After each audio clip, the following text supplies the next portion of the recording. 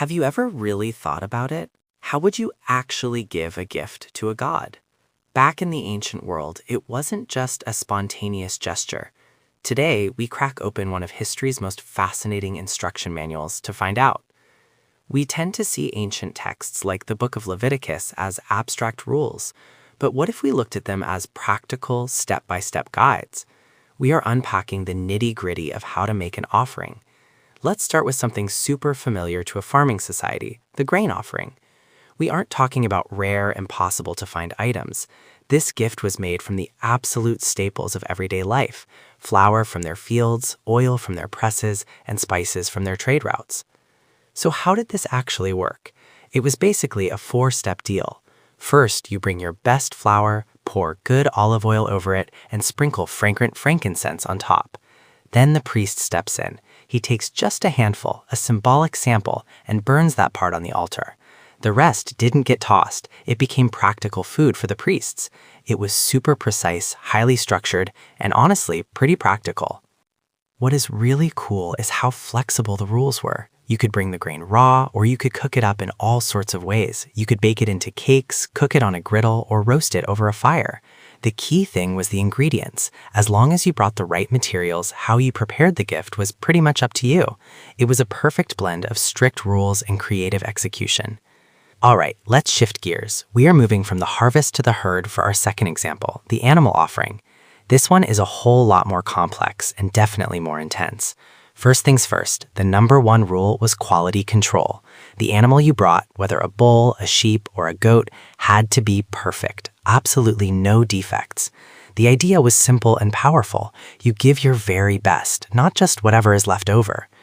The ritual itself is dramatic. The person lays their hand on the animal's head as a symbolic act of dedication.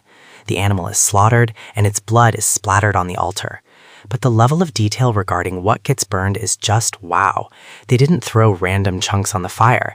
The text spells out an exact anatomical chart, all the internal fat, the 2 kidneys, and the lobe of the liver. It was basically a form of sacred butchery. And look at this phrase again. Even though offering flour and offering a goat are worlds apart, the goal is exactly the same. All that careful work separating the right parts is done to create a pleasing aroma. It isn't just a literal smell, it's a technical term. It's like getting a confirmation receipt after an online purchase, a clear sign that the transaction was successful and the gift was accepted. We have seen 2 specific types of offerings, but there were big overarching rules that applied to everything.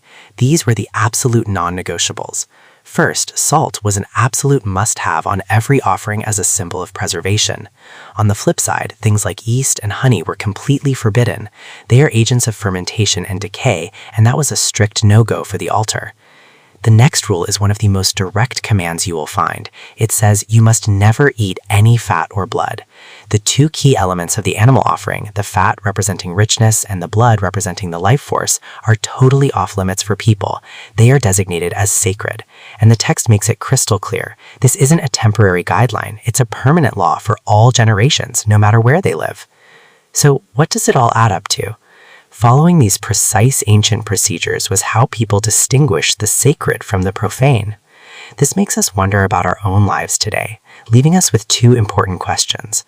What are the staples of your everyday life and work that you can consistently offer for a higher purpose?